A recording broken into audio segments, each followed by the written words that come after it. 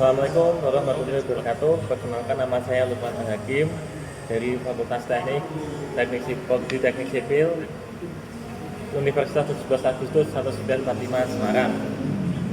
Dengan mata kuliah yaitu Kewirausahaan Teknik Sipil dengan dosen pengampu Bapak Niko Fadil Muhammad STMT. Di sini saya akan menjelaskan mengenai salah satu bisnis dari kewirausahaan dalam bidang teknik sipil, yaitu bisnis kontraktor.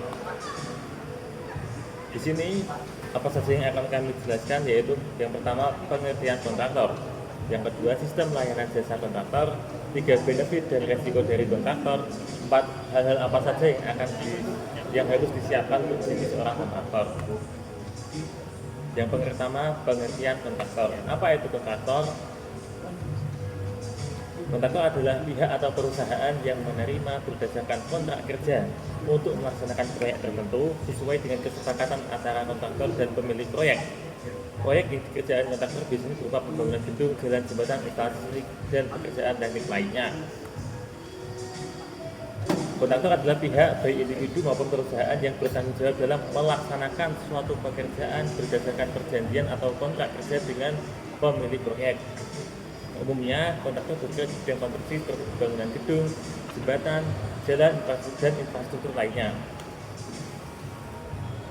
Yang kedua, sistem layanan jasa kontraktor meliputi apa saja?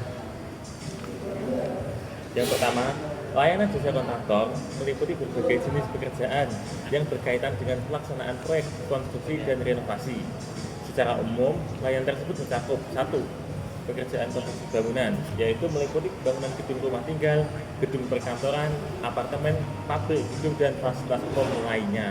Yang kedua, ada pekerjaan struktur dan arsitektur, termasuk pekerjaan fondasi, rangka beton, dinding, atap, finishing, interior dan eksterior, serta pekerjaan detail arsitektur lainnya.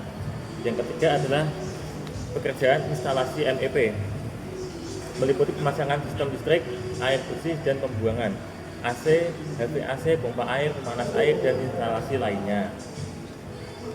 Yang ketiga, benefit dan resiko kontraktor. Benefit dan resiko kontraktor meliputi berbagai aspek, baik dari segi finansial maupun pembangunan bisnis jangka panjang. Berikut ada beberapa keuntungan utama menjalankan usaha kontraktor.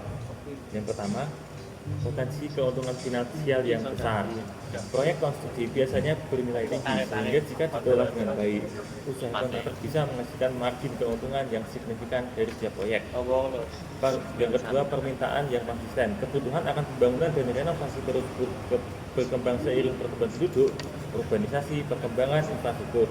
Ini membuat bisnis kontraktor memiliki pasar yang cukup stabil daripada pekerjaan lainnya. Yang ketiga, fleksibilitas jenis proyek. Usaha kontraktor dapat menangani berbagai jenis proyek, mulai dari pembangunan rumah tinggal, gedung komersil, hingga infrastruktur, sehingga memungkinkan untuk memperluas skala dan cakupan usaha. Yang setelah itu ada risiko usaha kontraktor. Seperti pekerjaan pada umumnya, pekerjaan kontraktor merupakan pekerjaan yang tinggi akan risiko, namun juga tinggi akan keuntungan. Beragam dan bisa berdampak signifikan terhadap kelangsungan dan keuntungan usaha jika dikelola dengan baik. Namun ada risiko di baliknya. Yang pertama, keterlambatan proyek.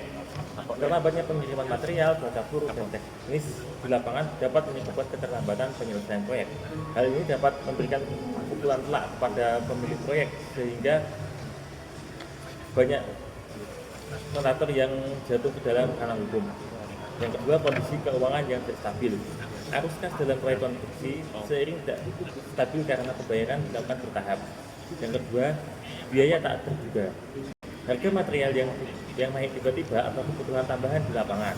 Yang keempat, resiko hukum dan perizinan. Proyek yang tidak sesuai dengan peraturan atau izin bisa dihentikan oleh pihak berwenang dan menimbulkan kerugian hukum dan finansial.